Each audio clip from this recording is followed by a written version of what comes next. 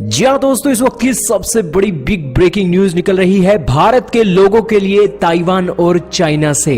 दोस्तों, जैसा कि आप जानते ही हैं कि कल 10 अक्टूबर को ताइवान का नेशनल डे था और भारत के लोगों ने ट्विटर पर जो एक धूड़ ही बांध दी थी ताइवान के नेशनल डे को सेलिब्रेट करने के लिए। चाइनीज एम्बेसी, चाइनीज एक इसी के साथ ही ग्लोबल टाइम और इसी के साथ ही जो ताइवान के राष्ट्रपति हैं उनको एक सेलिब्रेशन और इसी के साथ बधाई देने के लिए जो एक ताइवान नेशनल डे पर एक हो हल्ला चाइना के सामने किया था, वो हो हल्ला चाइना के ग्लोबल टाइम को आज आंखों में रड़क रहा है। ग्लोबल टाइम ने भी ट्वीट कर अपनी जानकारी दी है और अपना रिएक्शन दिया है ताइवान के नेशनल डे के ऊपर जो भारत ने विशेष भेजी हैं। इसी के साथ ही जो ताइवान की राष्ट्रपति हैं त्साई इंग वेन, उन्होंने भी भारत के लोगों का शुक्रिया किया है। जानेंगे ये दोनों ही बातें इस वीडियो में। चैनल पर नए हैं तो जल्दी से चैनल को सब्सक्राइब कर दे, बेल आइकन दबा दे, इसके साथ दोस्तों से वीडियो को ज्यादा से ज्यादा शेयर जरूर करें। दोस्तों, सबसे पहले जान लेते हैं ग्लोबल टाइम का रिएक्शन। आखिरकार ये ताइवान का नेशनल डे सेलिब्रेट किया गया था तो ताइवान के साथ साथ एक ताइवान को तो एक गुड गेस्चर के रूप में दिया गया था, लेकिन इसी के साथ ग्लोबल टाइम और चीन के दिल जलाने के लिए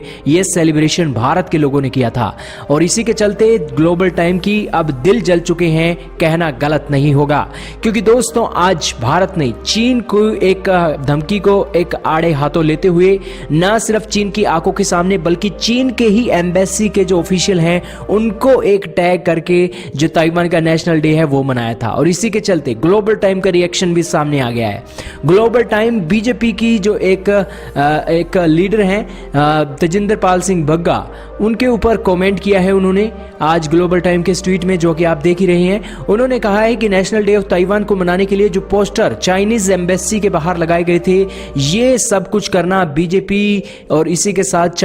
नई दिल्ली की सरकार के लिए अच्छा नहीं है और ये एक आग से खेलने के बराबर है। आज उन्होंने कहा कि इससे चाइना और भारत के रिलेशन पहले से भी जो खराब है वो और भी ज्यादा खराब होने वाले हैं। तो दोस्तों, इसी के चलते चाइनीज एम्बेसी और चाइना के एनालिस्ट को हम बता दें और ग्लोबल टाइम को भी बता दें कि भारत और चीन के रिश्ते उस दिन से ही खराब हो चुके हैं जिस दिन से गालवन वैली की हिंसा हुई है और अभी भी चाइना को लगता है कि भारत और चाइना के रिश्तों में कोई अच्छा और एक मिठास है, तो वो अभी गलत फहमी में ही है। और बीजेपी के लीडर्स ने जिस तरह से नेशनल डे ऑफ ताइवान के ऊपर अपना एक सेलिब्रेशन किया है, वो साफ संदेश है कि चाइना के साथ भारत किसी भी सूरत में रिश्ते अच्छे करना भी नहीं चाहता है और किसी भी भूल और भ्रम में चाइनीज एम्बेसी ना रहे कि भारत चाइना के साथ रिश्ते अच्छे करना चाहता है और भारत आज वही जवाब देगा। और इसी के साथ अगर वो एक भारत को छेड़ता है तो भारत बिल्कुल बराबर का जवाब देगा। बॉर्डर पर भी बराबर का जवाब मिला है और चाइनीज एम्बेसी को भारत में भी जवाब मिला है